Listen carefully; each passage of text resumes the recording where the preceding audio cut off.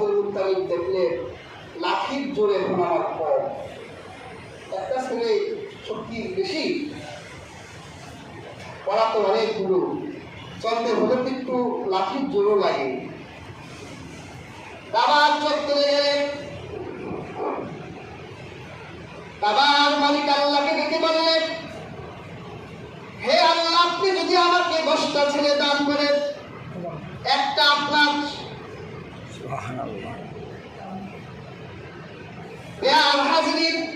আব্দুল মুত্তালিবকে আল্লাহ পাক শুধু 10টি ছেলেই দিলেন না, 6টা মেয়ে দিলেন, 16টা সন্তানের বাবা বানাই দিলেন। এবার আব্দুল মুত্তালিব দেখলো লাঠির জোর আছে, 10টা ছেলে যদি 10টা লাঠি নিয়ে ওই জমজমের চারদিকে দাঁড়িয়ে যায়, কুরাইশদের কোনো বাপের বেটা নাই যে আব্দুল মুত্তালিবের সামনে দাঁড়াবে। 10 ছেলে বলল আয়, একেবারে 10টারে নিয়ে আব্দুল মুত্তালিব জমজম খনন করে তাকে দেখিয়ে বাররা মাসকুর জমজম তিনি বের করে ফেললেন। নেতা মানুষ, এক জমানের লোক,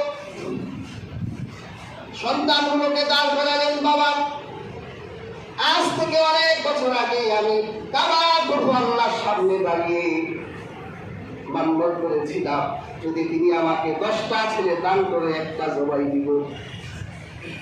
হারিস বলল, বাবা আপনি যা মান্যত করেছেন তা পালন করে। আব্বাস বলল, বাবা রাজি আছি। আবু তালেব বলল, বাবা রাজি আছি। সবাই রাজি, সন্তানগুলোকে নিয়ে মক্কার ভিতরে ভগবান মূর্তির সামনে দাঁড়িয়ে লটারি ধরলেন। লটারিতে তার সবচেয়ে প্রিয় পুত্র আব্দুল্লাহর নাম উঠে গেল। ওয়ার হাজিরিন, ইতিহাসের কিতাব সাক্ষী, আব্দুল মুত্তালিব এই 10টা সন্তানের ভিতরে আব্দুল্লাহকে সবচেয়ে বেশি ভালোবাসতেন। তাকে ভালোবাসতে হবে কারণ তার ভিতরে নূরে মুহাম্মাদি আছে। সন্তানের হাত ধরে এক মুহূর্ত দেরি করলেন না, টানতে টানতে ইসাকার নাদেলা মূর্তির মাঝখানে নিয়ে গেলেন, ওখানে বলি দেওয়া হয়। আব্দুল মুত্তালিবের ছেলে আব্বাস বলেন, আমার ছোট ভাইকে এইভাবে টেনে নিয়ে যেতে দেখে আমার মনে পড়ে দয়া হলো। আমি গিয়ে বাবার হাতটা ধরলাম। আব্দুল মুত্তালিব এত জোরে এক চপেটাঘাত আমার গালের ভিতরে করলো, তার 5টা আঙুল আমার গালের ভিতরে বসে গেল।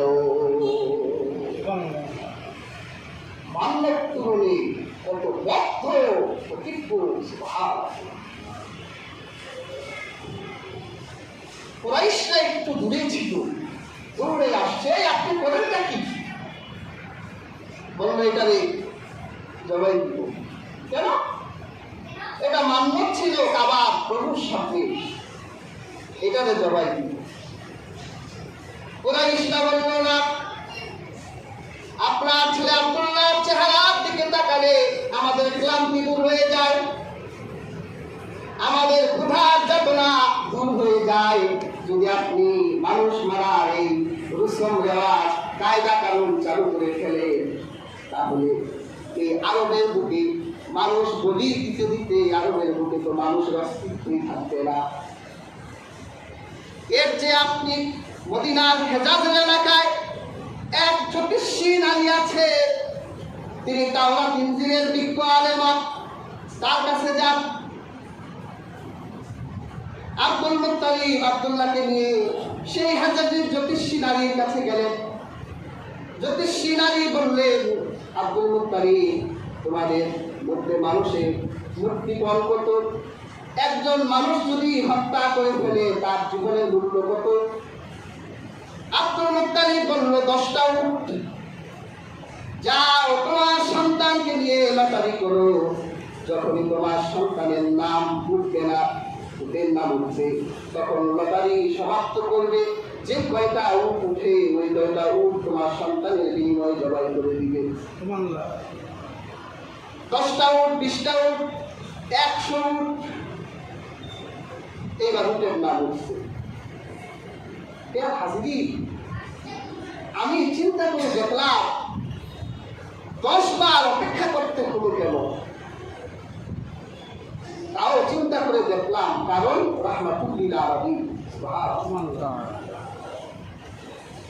আমার বাপের জীবনের মূল্য 10টা উট, কিন্তু রাহমাতুল্লিল আলামিনের বাবার জীবনের মূল্য 100 উট।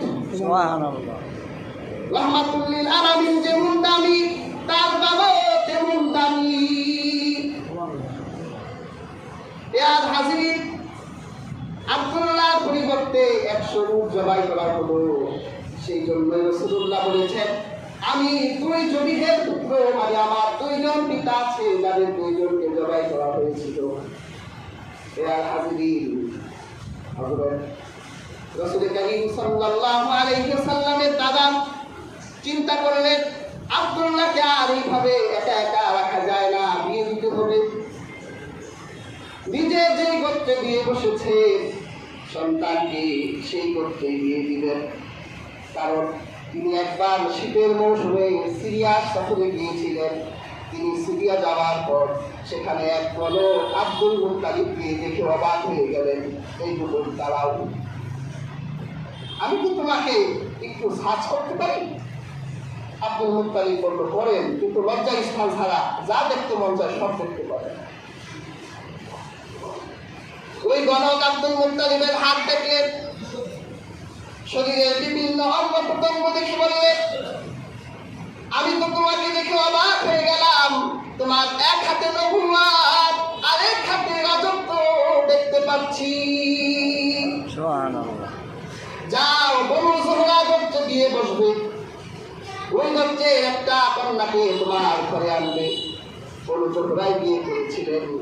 চিন্তা করলেন, আমার ছেলে আব্দুল্লাহকেও বনু যুহরায় বিয়ে করাবো। সন্তানকে নিয়ে বনু যুহরার দিকে রওনা হলেন। তার পরিচিত আব্দুল ওয়াহাব জহুরির একটা মেয়ে আছে, আমেনা নাম। মেয়েটা বড়ই বুদ্ধিমতী, বড়ই রূপবতী, গুণবতী। চিন্তা করলেন, ওই মেয়েটা যে আমার আব্দুল্লাহ বউ করবো। কাবার চত্বর দিয়ে রওনা হয়েছে। ইয়ার হাজিরিন, আল হিদায়া ওয়াল নিহায়া এসেছে। তখন কাবার চত্বরে উরাকা বিন নওফলের বোন বসেছিল। তার মনে একটা তামান্না ছিল, তিনি বিশ্ব নবীর মা হবে। সুবহানাল্লাহ। তিনি রাহমাতুল্লিল আলামিনের মা হবেন, আর তিনি রাহমাতুল্লিল আলামিনের ছায়া আব্দুল্লাহ শরীরে দেখতে পেতেন। সুবহানাল্লাহ। আব্দুল্লাহকে জিজ্ঞেস করলো, কই যাও? আব্দুল্লাহ বলল, বিয়ে করব। বনু যুহরায় আমার আব্বা সেখানে নিয়ে যাচ্ছে। তখন ওই বিনতে মুরআল বলেছিলেন, তুমি আমার সাথে সঙ্গ বলে আসো, আমরা মিলিত হই। তোমার জীবনের মূল্য হিসেবে যে 100 উট তোমার বাবা কোরবান করেছিল, এই উটগুলো আমি তোমাকে হাদিয়া দিব। কিন্তু আব্দুল্লাহ বলেছিলেন, আম্মাল হারাম, তুমি আমাকে হারামের প্রস্তাব দিচ্ছ, আমি কখনো এই হারামে সাড়া দিব না। এটা ছিল উম্মে কিতাব। আরেকটা ইহুদি নারী, সেও কাবার চত্বরে থাকতো, তার নাম ছিল বিনতে মুরআল।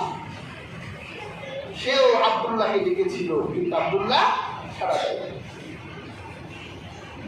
বেয়াল হাজরি, বনু যুহরায় আমেনাকে বিয়ে করলেন। 3 দিন থাকলেন সেখানে। 3 দিন পর যখন আবার তিনি বাড়ির দিকে রওনা হলেন, কাবার চত্বরে তিনি সেই বিনতে মুরআলকে দেখতে পেলেন, দাঁড়িয়ে আছে। তখন আব্দুল্লাহ বলেছিলেন, গতবার যাওয়ার সময় তুমি আমাকে গোপন জায়গায়, নিরিবিলি জায়গায় আমাকে ইনভাইট করেছিলে, কিন্তু আমি তো সাড়া দেই নাই। আজকে তোমার পাশ দিয়ে হেঁটে যাচ্ছি, তুমি একটা বারের জন্য আমাকে ডাকলে না। চলো সঙ্গ বলে মিলিত হই, কারণটা কি?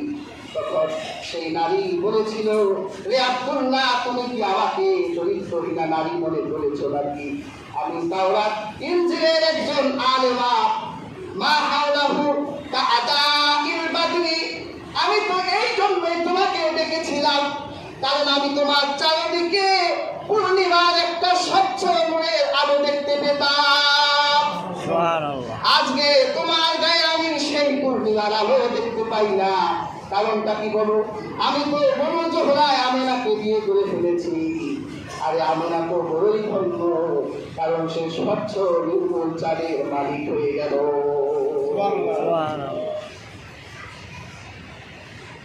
কাবারো পাশে আরব দেশে, কাবারো পাশে চন্দ্র দোলে। কবি বলেছেন আরব দেশে কাবারো পাশে, আরব দেশে কাবারো পাশে আমেনার কোলে চন্দ্র দোলে। ডালে ডালে পাখিরা গান ধরেছে, রাসূল এসেছে, হাবিব এসেছে, রাসূল এসেছে, হাবিব এসেছে। আকাশে তারাগুলি, পূর্ণিমা তারাগুলি ঝিলিমিলি জ্বলছে, রাসূল এসেছে, হাবিব এসেছে, রাসূল